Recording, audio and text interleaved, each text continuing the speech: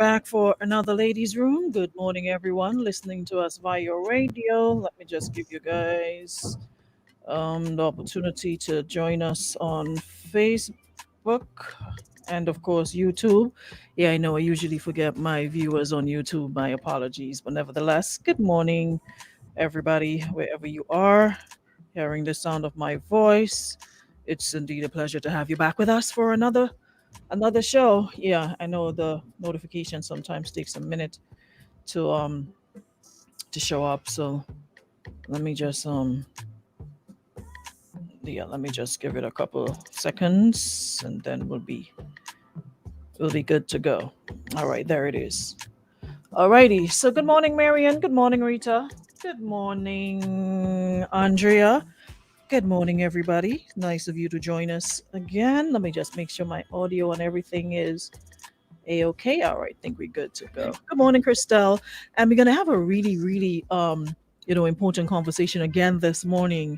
So I'd really love for you to share this and get more people on board. Christelle, good morning, Natasha. Soon as you're coming in, just hit the share. You don't have to pay for it, all right? You just have to hit the share button and give other folks the opportunity to join in the conversation. Good morning, Linda. Good morning, Rochelle. Especially if you are mothers, if you're young mothers, and it doesn't necessarily have to be young or old. It doesn't matter because each one teach one. You can pass along the information we will be sharing with other mothers and parents in general. Good morning, Narissa. Good morning, Calvon. Yes, daylight savings time. I completely forgot to remind folks again that you have to set your reminders, all right, because we are an hour ahead, so you have to set your reminders because someone said to me yesterday when they tuned in at 11, I was already gone. Yes, because we're an hour ahead, we're at daylight savings time now, so you will miss it if you don't put a reminder on your phone. Put your smartphone to use, set those reminders for 11 a.m. every morning, Monday to Thursday, so you'll be here when we have the program. So definitely no stranger. We had Miss Cuffie here some time ago, and folks requested that we bring her back. And it's funny that we decided to do this program today. And yesterday, hearing of an incident, a suicide incident yesterday, and we were shooting to do it yesterday, but then we decided today, and having getting the news of a man that took his life yesterday, so it will tie in with what we're gonna sort of bring that into the conversation as well, because like we've been saying, a lot of folks are going through a rough time stuff. So we're gonna have that conversation as well. Good morning, Miss Coffee. How are you? Unmute your mic. Hold on. Hold on. Since just though she's frozen. All right, so just reconnect and come right back in. I know how it could go sometimes with the internet. Jenilyn, good morning. Good morning, Shireen. Brian, good morning. I so appreciate you, Brian. You're here every day, regardless of the topic or the conversation. I really appreciate the men who tune in every day, despite it being the ladies' room. Okay, so you're back. Great. Yes. So, like I was saying, good morning. How are you today? Oh, I am wonderful. The Wi-Fi here is not behaving, so I don't want it to disrupt what we have to talk about. Really. I really Yes. hope it remains stable for just a bit, Yeah. It needs to. It needs to. This is too important. But I'm great. How are you? I am wonderful as well. I am good as well. So like I was saying, heard the news again. So that's in like the space of a month. A Um, month. yeah, a month. Another individual taking their life. We don't know the reasons, we don't know why, whatever. Only that person and God knows. But it has to be something that gets the person to this point. And I saw a number of statuses saying someone that puts people are weak and they're this and they're that when they do stuff like that. But I said to someone, I was saying to someone, imagine this. It takes a lot of strength to decide, what? Today's the day I'm going to check out. I've had enough. I Yes. can't do this anymore. How is that weakness to literally sit there and know I'm coward? I mean, you think about it and you're like, sometimes a thought comes in your mind, I can't do this anymore. But when you think of it, life comes, what the unknown, you're like, nah, let me just chill on this. But to actually go through it, I don't see that as weakness at all. How do you? What's your take on it? Well, my take on it, suicide is a decision, and it's a decision that is pushed by many vicissitudes of life, starting with anxiety, depression. It could be, addicted to substance abuse, chemical dependency. There are many reasons for suicide. So the causative agents are quite established, but the decision to come to that finality is a very tough one to make. And it doesn't mean that the person hasn't tried everything. It doesn't mean that the person didn't really want to live before. It just means that they have come to that point in the rope where they've decided, I do not want to go on further.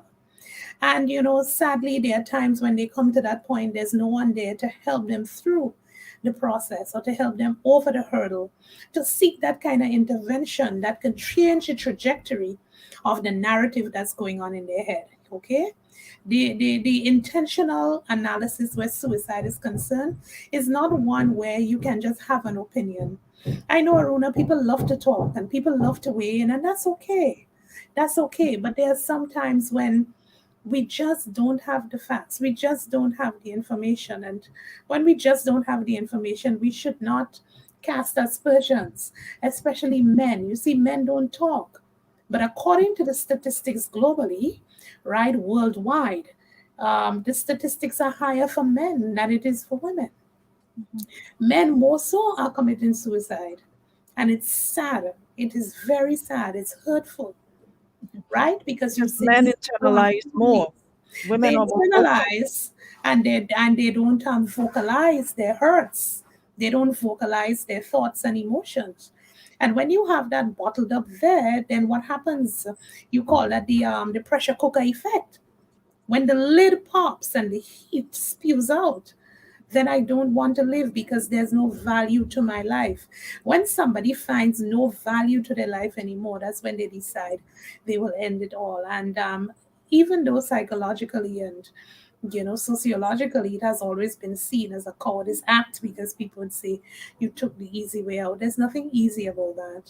But it's really sometimes I see it as being very hypocritical because, on one hand, men are taught that you're not supposed to show emotions, Yes. feelings that makes you weak. You're a punk. You're a girl. You're a sissy. You're all Mm-hmm. sorts of derogatory terms are applied to men who are into their feelings. You're gay. You're this. You all sorts Yes, of things. yes, And yes, then yes. when they keep it in and commit these acts, then you say, well, why didn't they speak up? Why didn't they say how they were feeling? But you're on the other hand, you're saying you're a man, act like a man. Yes, suck it up Shut and up. deal with it. But that is the ingrained sociological perspective. And in socializing our males, we have to understand that we're socializing people. Males are not outside of people. We are all people. We feel, we think, we experience. And in understanding, the annals of a person, the source content of a person, we must understand that it is imperative for them to express. It is imperative for them to give their thoughts. It is imperative for them to say that I am not okay today. And it's okay to say that you're not okay today. It's okay to say I feel overwhelmed. It's okay to say I don't know how I'm going to do this. It's okay to say I need help figuring this out. It is okay today to say I don't want to talk as well. But it must be a choice not to talk. It must not be an ingrained infusion from societal standards that says you must shut up. Because to shut up is to shut down. And to shut down is to check out. And when you check out, there's no hope. And we want that there are opportunities of hope and discovery for everyone there. And I want to make the point emphatically that a man is a person. And This there's this thing, divorce, this divorce with the sexes, he's a person. and there's a saying that I absolutely detest, which is, whether you're in a relationship or whether you're married, of this happy wife, happy life. What is What, that? what happened to the other person in the relationship? Their Absolutely. feelings don't count. So that Absolutely. means I put mine on ice and I only cater to your feelings as the wife or the woman, and I'm here and I can't express it. So sometimes you're at home and the place where you think you'll be the safest and you're able to express yourself and you're able Hmm. to be open and be comforted and be vulnerable and be all of those things. You can't, because sometimes you get the most pressure from home that, hey, True, you're not a true. man, be a man. You hear it time and time again, be a man. So how do you get to that point of vocalizing how you feel, whether it's, I'm unable to meet the bills this month, I'm not doing too good, something, I'm stressed, and whatever. Why shouldn't you feel free? Because women say it all the time, when we're stressed, I'm stressed. Well, the thing about it is, you have to start with what you call a psychological reconstruction. We have to reconstruct gender roles, we have to reconstruct sex roles, right? There's a difference between sex and gender. Sex is either you're male or you're female, gender is the roles you play as a result of that. And gender roles have a great societal influences on it. So, you're taught the male is supposed to provide, protect, profess, okay? You provide, protect, profess. But that profession is not just only to say to the partner, I love you.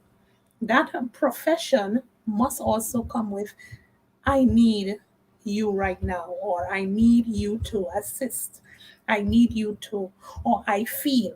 Using the I statements is a very powerful tool in communication. I feel, I think, I desire, I would like, you know? And if we don't introduce that in relationships, whoever you date, you plan to marry, whatever it is, whatever the status of your relationship, you must introduce these statements very early. So the pressure is off the man. Because if it's a relationship, it's two parties, right? Well, we know we have all kinds of relationships now. So we're speaking about a dual one where it's two, and not polyandry and polygamy and so. If we stick with the two parties, we have to ensure that the person has a safe space where they can express and feel and say, I feel a little weak today. And that's okay. That's okay. If they don't feel safe in the space, Aruna, they'll never say anything and you'll never know.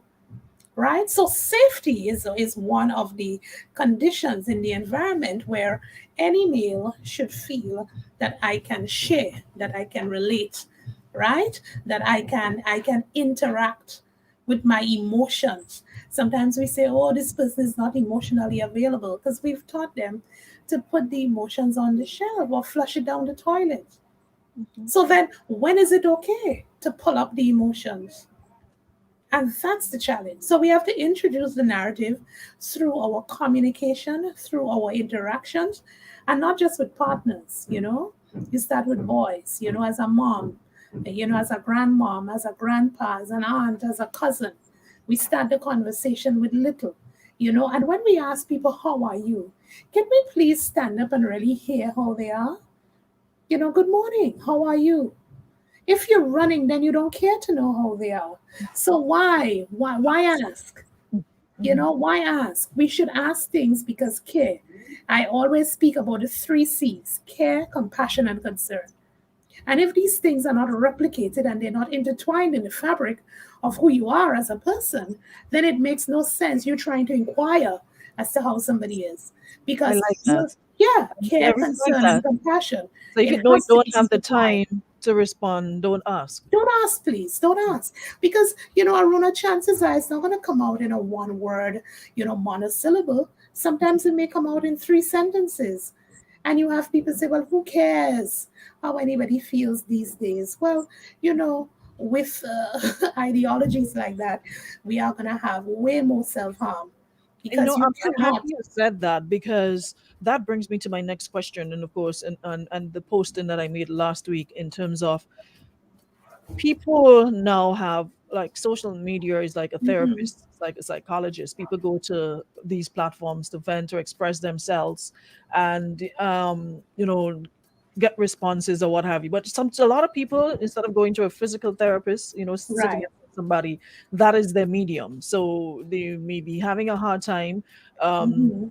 like the young lady that I mentioned last week, and other issues you might have as a parent or whatever is going on, and you go to Facebook, and then you'll see other comments like, um, who cares? Facebook is not the place for that, or whatever, whatever. But that just Oh, might be the place where the person gets some hope, gets absolutely. something to continue Absolutely. because Absolutely. before the post that I made last week, there was a story Mm-hmm. going around on social media of this young mother of two children who was posting for days prior to taking her own life. Days prior, she was just saying, "I'm checking out. I'm tired, and I've had enough of this. I'm doing it by myself. I'm a single mother, and I have no Mm-hmm. help." Family, no friends to help Mm-hmm. me out. I need a timeout. I need a break. I need to just breathe for a couple minutes without having Right. these children at my feet every second. And she wasn't saying that she didn't love her children, but she was just saying, as a mother, she's a single mother of two, been doing it for the longest while by herself, and young. So she just Mm-hmm. wants to be able to, you know what? Can I go out with my friends tonight? Let me just go for a drink. Let me just chill by myself. She even made a Yeah. comment of even going to the bathroom, something you take, like she's not even able to go to the bathroom and use it. Sometimes you go to the bathroom and it's like I go with my phone, I sit there, and it's like my Yes. little private moment. I think I read in there, just sitting there. And she's Mm-hmm. like, she hasn't been able to do that for God knows No. how long, not just go in the bathroom, use it in privacy without having the little Mm-hmm. voices, "Mom, mommy, mommy." And and for weeks she was posting about it on social media, but people just came onto the post and kept saying to her, "Pray, keep the faith, pray, keep on praying." And like she said in one of the posts, "I've been praying. I'm prayed Mm-hmm. out, practically prayed out. What I Right. need now is help. The father Right. of these children, the family of these children, his mother, his the children's grandparents, somebody just help me." Mm-hmm. And she just kept getting prayers, and then keep praying, keep the faith. And she finally wrote that morning, "That's it. Anybody who has my children, please take care of them, and I love them."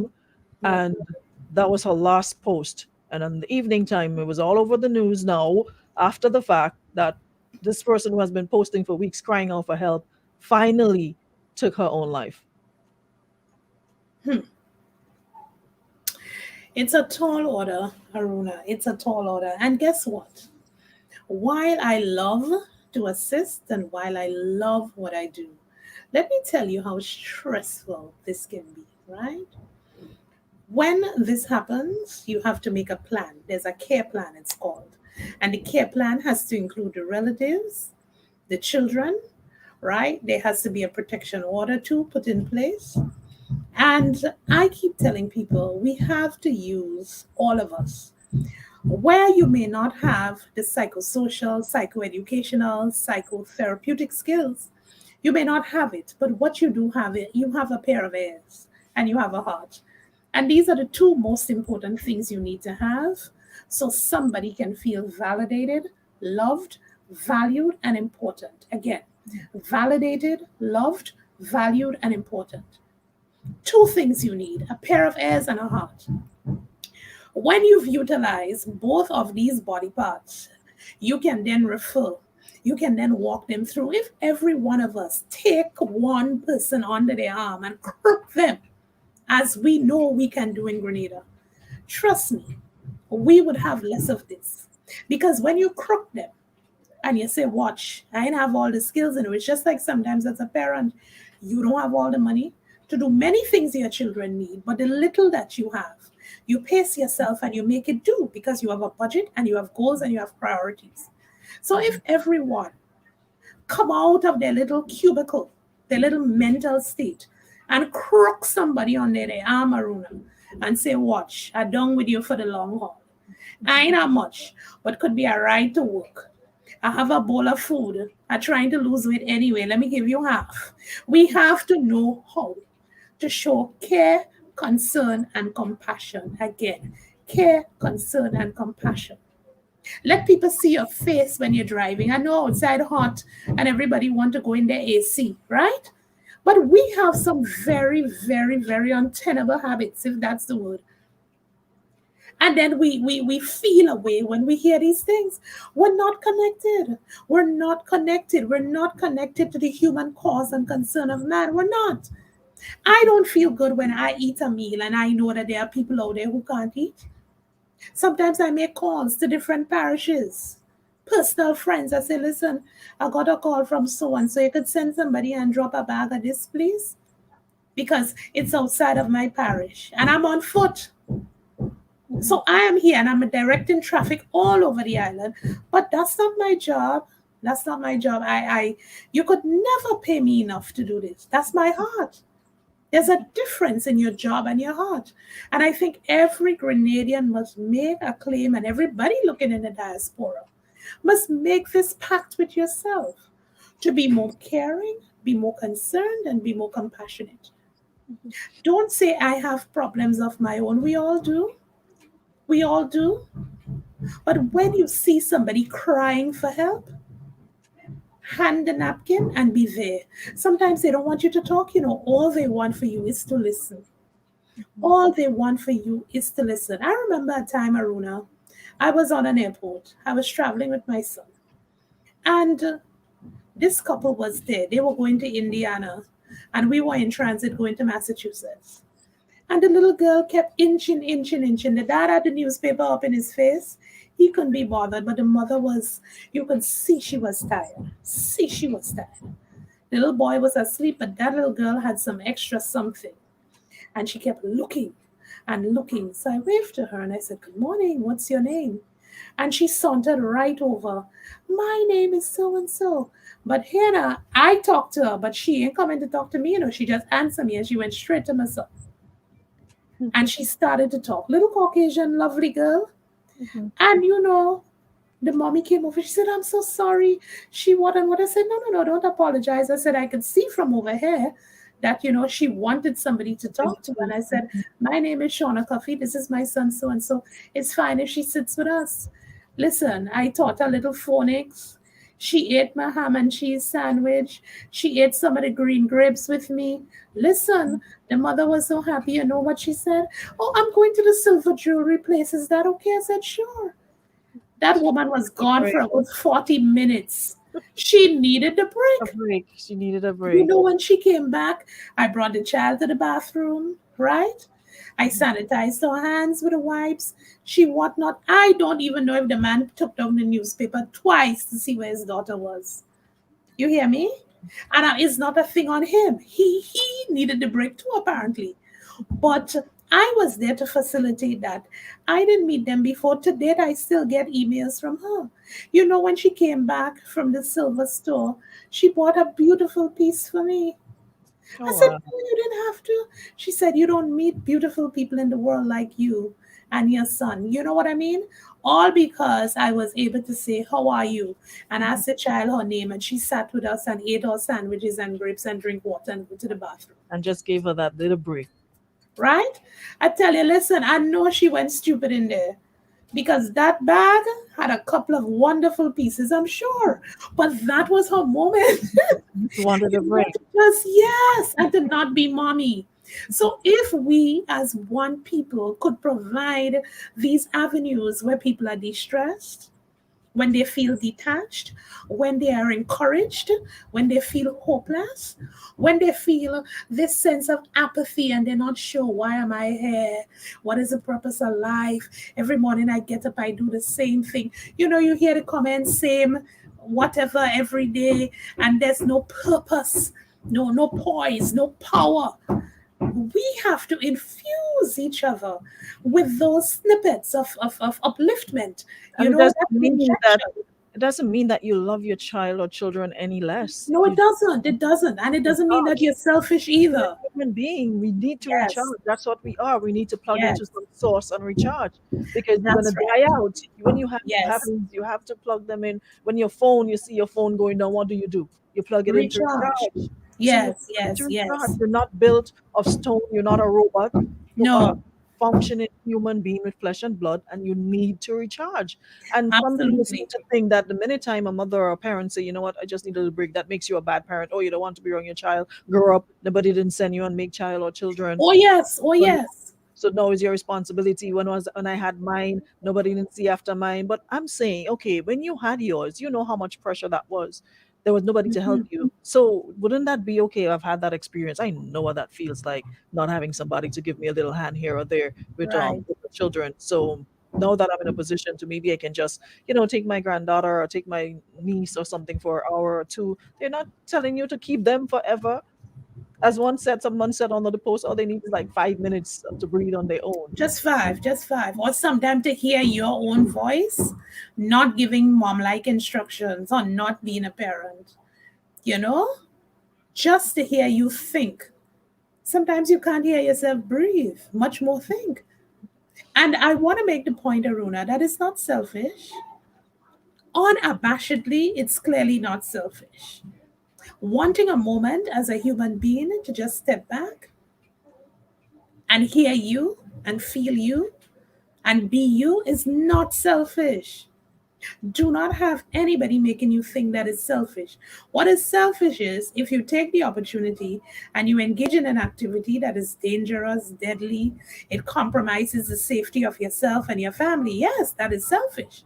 But other than that, clean, refreshing moments where harmony and tranquility, are achieved, that is what you call self care, not selfish. Self care. Someone here is saying as well, Ms. Coffee, that it's hard trying to balance your stress and still help others with theirs. How do you do that? How do you do the balancing act? Because, like you said, we're all stressed. We all have problems. We all have things going on, you know. But how do you stretch out a hand to somebody else? Listen, when you're at your lowest and you reach out in a little way, it makes you feel like you're wearing a superhero cape. Okay?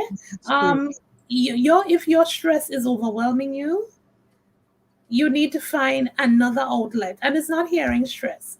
Sometimes you feel like, for example, I don't have a medical degree, but I could give too little advice on what to take, what to whatever. Chances are, if the person doesn't have any comorbidities, anything grand. At the same time, we've been doing that for years, Aruna.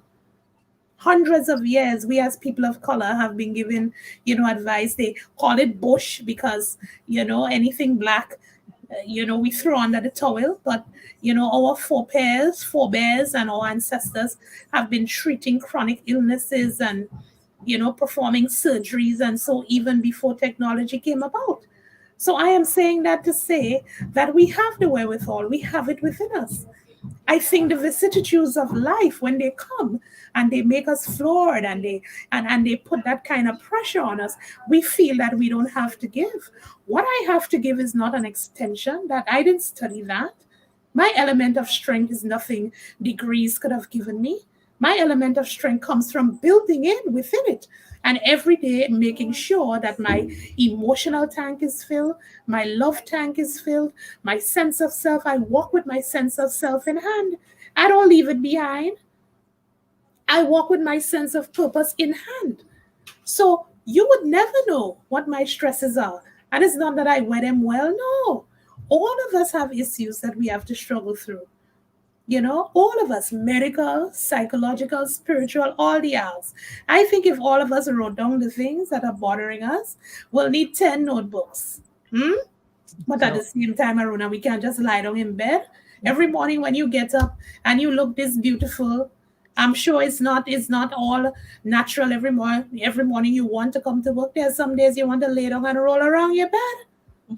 mhm, and stuff. There's I've some had days, made that yeah, point as well, where you said about when you're stressed and you talk to somebody else who's also stressed. It really, I've tried it, and it really makes you, because you're like, it especially does. when you hear what the person is going through, and you're like, "What? Wait, I'm here complaining, but like, what am Yes, I complaining about as compared to yes, what this person is going through?" So it really puts you in check for a minute it when you does. realize, you know what?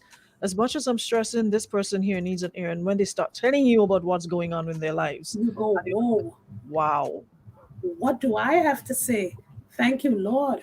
Because, God always sends the people to you who have that measure of above. And you say to yourself, I'm grateful. And then you go through your gratitude moments, So to reach out makes you not only feel like a superhero, and it's not that you want cookie points, but it makes you to the place where even in my own mess, I can be a messenger of hope for somebody. That's a powerful position to have as a human being. I definitely agree, because definitely been there, and it makes you feel good, but at the same time, like you said, you have to know when to keep yourself in check as well, because Yes, if you keep pouring into others and you leave yourself depleted, you know what's gonna happen. So you must have yes, that balancing act where you're able to take care of you, And like you said, it's not selfish to take care of you, and then you'll be able to take care of others. So Yes. some people make it seem as though you taking care of your body, you taking time for yourself, or you're just so selfish, you're all about you, you always want to do that for you. Like, okay, so if you don't do it for yourself, who is going to do it for you? Really, who's going to Thank take care of you? you. So it's not selfish. I mean, I think we really need to break that that thought train of thought that, hey, if Yes. somebody's taking care of themselves, their mental well-being and all of that, it's not that they're selfish. It's sometimes you don't know what the person is dealing with, that makes it necessary for them to do certain things. But in terms of like the mothers especially, who are doing it on their own without the help and what Mhm. have you, how can they cope? How do they make it work? Because we don't really have facilities where you can, what, let me check out for a bit, let me bring child, whatever, and it's basically you figuring it out on your own. And a lot of mothers are figuring it out on their own, especially young mothers. It wasn't planned. It just happened. You're having sex, and I'm pregnant, and it was not planned. And the person who I'm supposedly having this baby by, they're no longer around, and I'm doing it by myself. So on top of that, you have that additional stress. How does one cope? What are Okay. some coping mechanisms? So one of the first things you do is you have to make a plan, right? You make a plan. And in that plan, you set life goals, Hmm. you set parenting goals, you set some financial goals, okay? And you set personal goals. The life goals, that's generalistic goals. So whatever you want to put in there, it has to be general. That's for life. So it's your journey. As long as you live, you want to achieve those goals. So let's say to be kinder, let's say to be more organized, the things like that. Those are life goals. Your parenting goals, they are specific to your role as a parent. Your personal goals that happen to be developmental goals. Yes. And when you do that, what you're actually doing, you're setting up parameters and you're setting up guidelines and you're looking, because every day you live, you are living on course and you're living with purpose. It's not existential, it's intentional. Okay. And when you do that, it means therefore that your children would have to be taught from a very young age. These are the goals. So under the goals would be your family values. Under your family values, you set up routine, you set up schedules, and so on. It may seem like a lot, but what you're doing is you're putting enough blockage, you're compartmentalizing to a point where there's no spillover. And that helps you to manage, Aruna. You see, we're not very disciplined in managing, and time management is key. If your child has to be in bed by a certain time, they need to stay on routine because your mental health is pegged to that. Your mental health depends on it. If 7:30 is the bedtime, not because they're little and they're cute and they whatever, you have them running all up and down the place. You have them, no, no, no, no, no. You need that mental health break. Now, if you come home a little late and then you want to shift the routine by a half hour because you want that bonding time and experience, that's fine. Mhm. But I know of parents who have never had routine set, so the children are just up and down. No. So that in itself makes you stressed out because there is no end, Aruna. There's no cutaway. So it's like whole day, so it's like mass in the place, whole day, whole day, whole day. And children have that boundless energy. And we don't, right? So we have to set routines in place, we have to set structure. We also must have clear expectations for our families. Your child is not too small for you to start telling him or her what are your expectations, goals and expectations, values, hmm? Things to achieve. What you also do, you want to also buy certain activity books, or if they have a tablet, you want to download certain activities for learning, for social skills, right? So that the child always have an opportunity that is fun through play and fun through learning. It is very, very important. So you teach them very early what you call independent, self-directed learning as well. They could go in their little corner, write down their little letters, do phonics, whatever age they're at. Always have some activities for them to be a part of so that they're not always up under you, and teach them how to be independent, how to be self sufficient, how to be resilient and self reliant. You must teach these four self co-regulating skills very early because the life will require them to practice it. And if it's not introduced very early, then they won't have the mastery of those skills. So those are some of the coping mechanisms. Wonderful. Someone says I could listen to you all morning long. I know, right? Definitely inspires hope in you. So I really hope that this was helpful to the young parents or mothers, and I saw a couple fathers saying, well, hey, we do it alone as well. We're also Yes, single fathers. So parents in general, anybody fighting it yes, alone, I really hope that we were able to provide some help. And of course, we definitely want to endeavor to do some more of these, to keep people in check, to keep your morals and your spirits and everything up, because like I yes. said, we are going through some really really hard times. So Really, we're getting ready to wrap up. Any final thoughts, especially now that people mental health seems to be a big issue, and taking care of it seems to be an issue. Any final words regarding that? well, I want us to be very, very, very open, and I want us to not be so hard on ourselves. And when I say open, it doesn't mean to invite every and anything inside your life, but be open to hear, be open to feel, be open to search. Okay? The process of self discovery is one that is lifelong. Discover great things about you. I, 4 weeks ago, had my son download Call of Duty for me. I've never played a game with any guns in it before. And listen, when his The friends found blazing out, guns.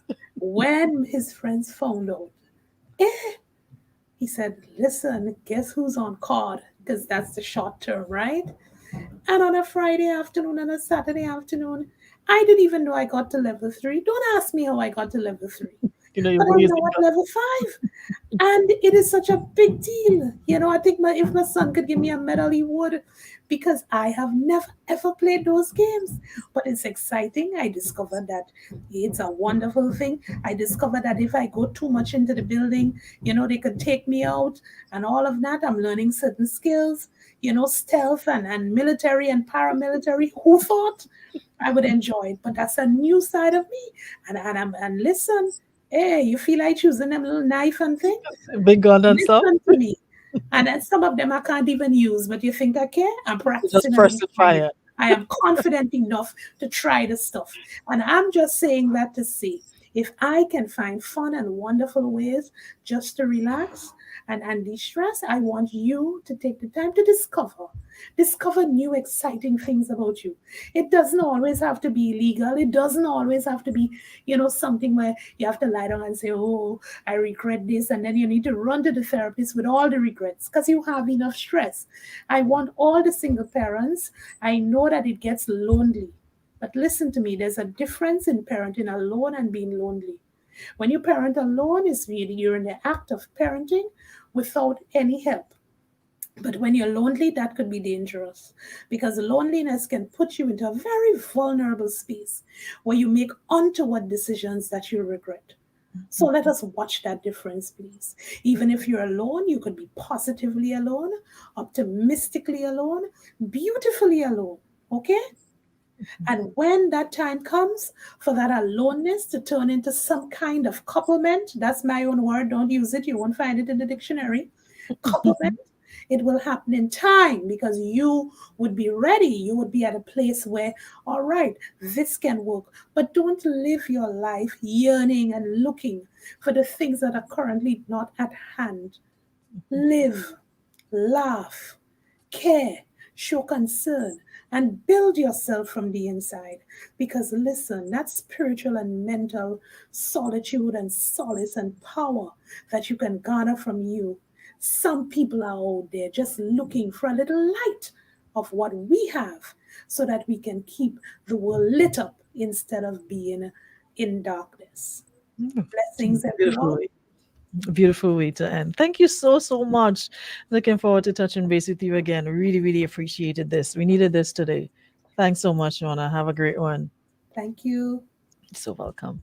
And that takes care of our program this morning, guys. Oh my gosh. I really hope you guys you know, learn something and it's gonna put a little extra pep in your step, especially the mothers out there, You've come this far and you can go even further.